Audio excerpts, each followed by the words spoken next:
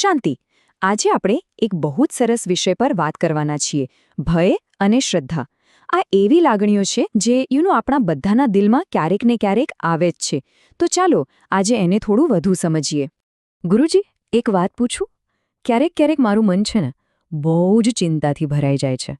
આમ ભારે ભારે લાગે છે. એવું કેમ થાય છે? અરે વાહ બેટા, બહુ જ સાચો અને સુંદર સવાલ પૂછ્યો તે. તને ખબર છે, આવી જ એક લાગણી, આવો જ એક ડર કુરુક્ષેત્રના યુદ્ધના મેદાનમાં એક મોટા રાજકુમારના દિલમાં પણ હતો. ચાલ, હું તને એની જ વાત કહું. તો જો, એ રાજકુમારનું નામ હતું દુર્યોધન, અને એણે પોતાના ગુરુ દ્રોણાચાર્યને કંઈક કહ્યો. એ શું બોલ્યો, એના પવિત્ર શબ્દો આપણે સાંભળીએ. ધ્યાનથી સાંભળજે. તો આનો મતલબ શું થયો? એકદમ સરળ ભાષામાં કહું તો દુર્યોધન પોતાના ગુરુને કહી રહ્યો છે, ગુરુજી, સામે જુઓ, પાંડુના દીકરાઓની કેટલી મોટી સેના છે. એટલે કે એ સામેવાળાની તાકાત બતાવી રહ્યો હતો. પણ જરા વિચાર તો કર, શું એ ખરેખર ખાલી સેના જ બતાવી રહ્યો હતો કે પછી એના શબ્દોની પાછળ એના મનમાં કંઈક બીજું જ ચાલી રહ્યું હતું? ચાલ, આપણે એ જાણવાની કોશિશ કરીએ. અને અહીં જ આખી વાતનો સાર છે. દુર્યોધન જે બોલી રહ્યો હતો અને એના દિલમાં જે ચાલી રહ્યું હતું, એ બંને વાત સાવ અલગ હતી. એના શબ્દો તો બહુ ગર્વવાળા હતા, પણ સાચું કહું તો એ અંદરથી ડરી રહ્યો હતો. એનો ગર્વ તો ખાલી એના ડરને છુપાવવાનો એક રસ્તો હતો. બસ આને જ કહેવાય અહંકાર. અહંકાર એટલે શું ખબર છે?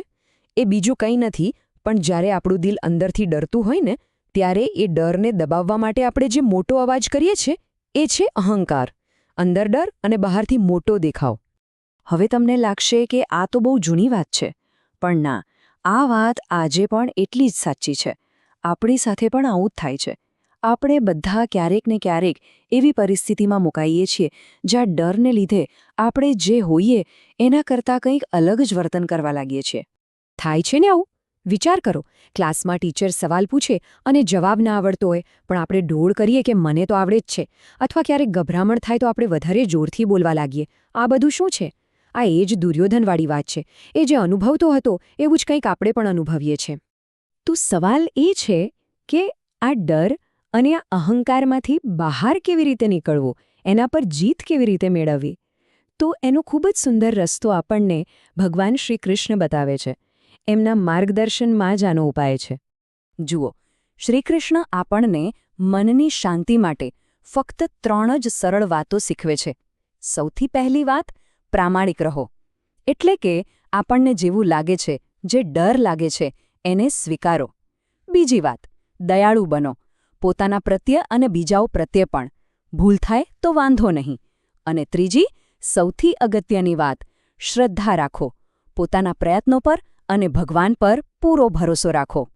તો આ આખી વાત પરથી આજનું જીવન મંત્ર શું બન્યું? એ છે કે જ્યારે અહંકાર બોલે છે, ત્યારે સમજવું કે અંદર ભય છુપાયેલો છે. બસ આ એક લાઈન હંમેશા યાદ રાખજો, બહુ કામ આવશે. અને હવે જતાં જતાં તમારા માટે એક નાનો સવાલ. આજે આપણે એવું કયું એક નાનકડું સાચું પગલું ભરી શકીએ જેનાથી આપણા દિલને થોડી શાંતિ મળે? બસ આટલું જ વિચારજો. શાંતિ.